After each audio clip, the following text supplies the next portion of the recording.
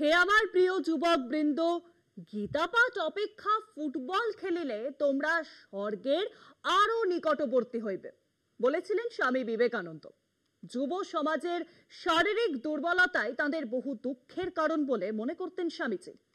কিন্তু বিবেকানন্দকে যারা ক্ষমতা দখলের কাজে ব্যবহার করতে চায়, সেই বিজেপি এমনটা ভাবে কি? বিজেপি শাসিত মধ্যপ্রদেশে তো ঠিক উল্টো ছবিটা দেখা যাচ্ছে। শিক্ষানবিশ পুলিশ কর্মীদের ঘরকুনো মনোভাব থেকে বার করতে ধর্মগ্রন্থ পাঠের উপরেই জোর দিয়েছে সেখানকার বিজেপি সরকার।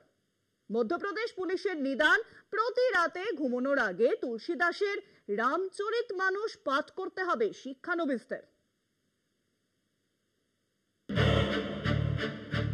এই মাসেই শুরু হচ্ছে মধ্যপ্রদেশে পুলিশের প্রশিক্ষণ। রাজ্যের বিভিন্ন প্রান্তের 8টি প্রশিক্ষণ কেন্দ্রে চলবে শারীরিক কসরত।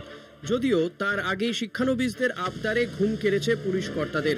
বাড়ির কাছে কোনো কেন্দ্রে যাতে প্রশিক্ষণের সুযোগ পাওয়া যায় সেই আর্জি জানিয়ে তাড়া আবেদন জমা পড়েছে পুলিশের সদর দপ্তরে।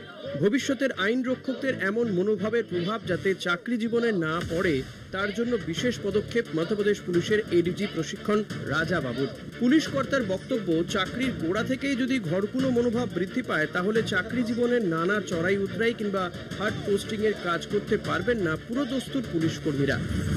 সেই সূত্রেই শিক্ষানবিশদের ঘরকুনো মনোভাব ঠেকাতে রামচরিতমানস পড়ার নিদান দিয়েছেন ওই পুলিশ কর্তা।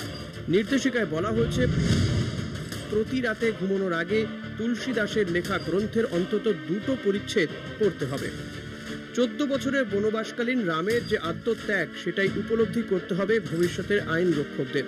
প্রশিক্ষণে ফাঁকে রামচরিতমানস পড়া যে পুলিশ কর্তার মস্তিষ্ক প্রসূত, সেই রাজাবাবু আগেও এরকম নিদান দিয়েছিলেন নিজের দপ্তরে।